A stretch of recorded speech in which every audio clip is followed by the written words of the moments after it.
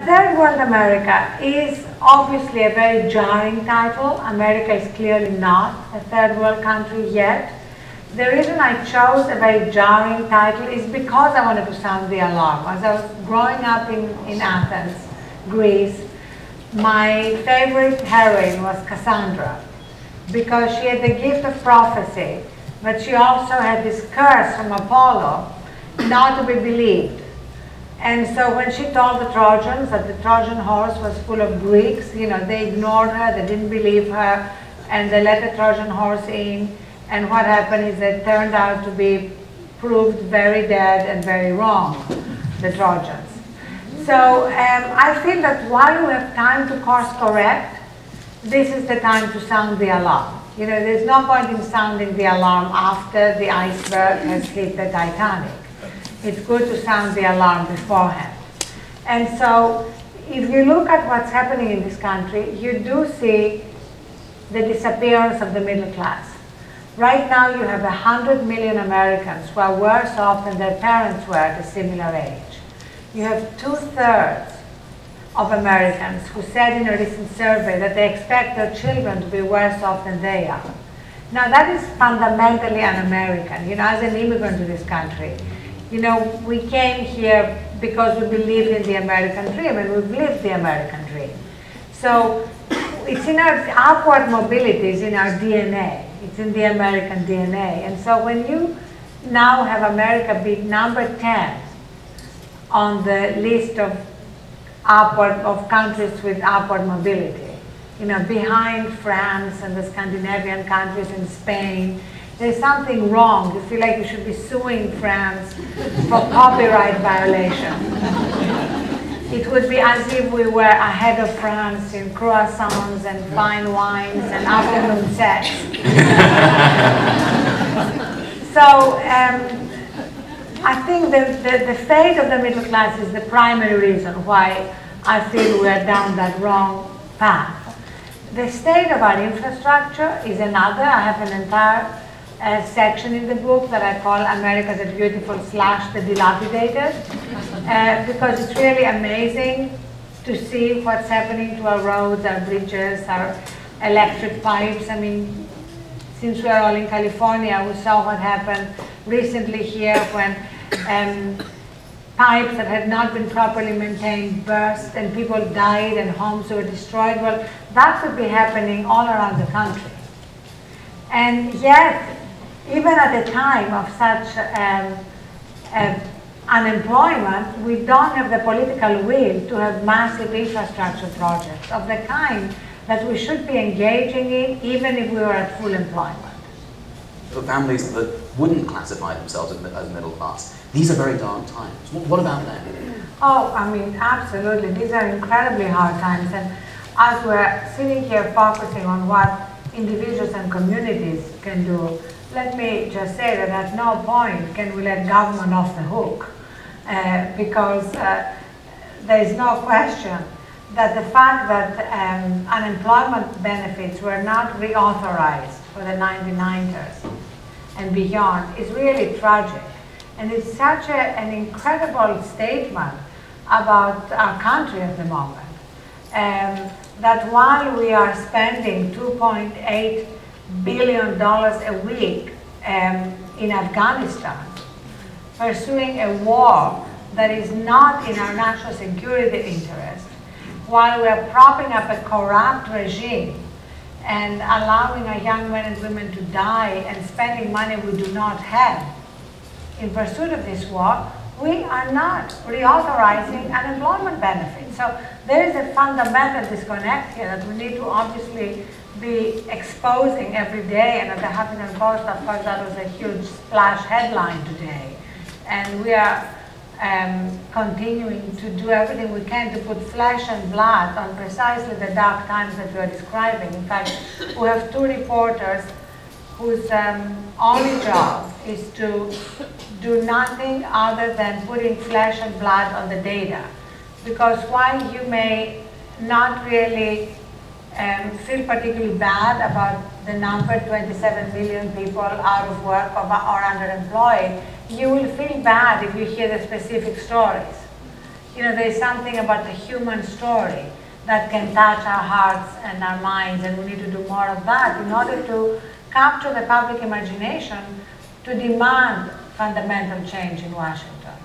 That first of all, I was on Jon Stewart's show to talk about Third World America, and in the green room, he said to me, I don't know how these people are going to get to Washington. And then when I was on the air with him, in a moment of irrational exuberance, and I swear I had not thought about it beforehand, I said to him and the audience, I said, if you want to go to Washington from New York, and just come to our office in Soho. I gave our address, and we'll have buses to take you to Washington. And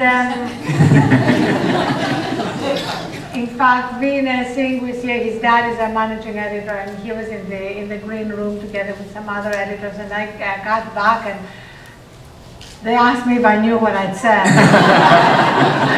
And two of our editors went back to the office, and they created a sort of sign-up sheet online, and by the next day we had a few thousand sign-ups. Oh my goodness. And we clearly realized that we could not have them come to Soho. So we ended up having 200 buses, over 10,000 people. We all met at 5 in the morning at Citi Field, and went to Washington. And let me just say something, before I say something about the rally, how absolutely amazing it was. I was there at 5 o'clock greeting everybody, and I was amazed. People had come from all around the country, and they had chosen to come to New York to get Washington. The funniest thing was one man who said to me, I just came from Washington to take the bus. And I said to him, this is an act of insanity in the name of restoring sanity. But the point was that what I realized, which honestly I had no idea until I saw what was happening, was that this was a pilgrimage. That people wanted to be together for the journey. They didn't want to just be together for the rally. And when we say be together, these were people who were not even talking to each other about who they were going to vote for or what political party they were from. They had the sense that we needed to be all in this together if we were going to get out of the dark times we're in.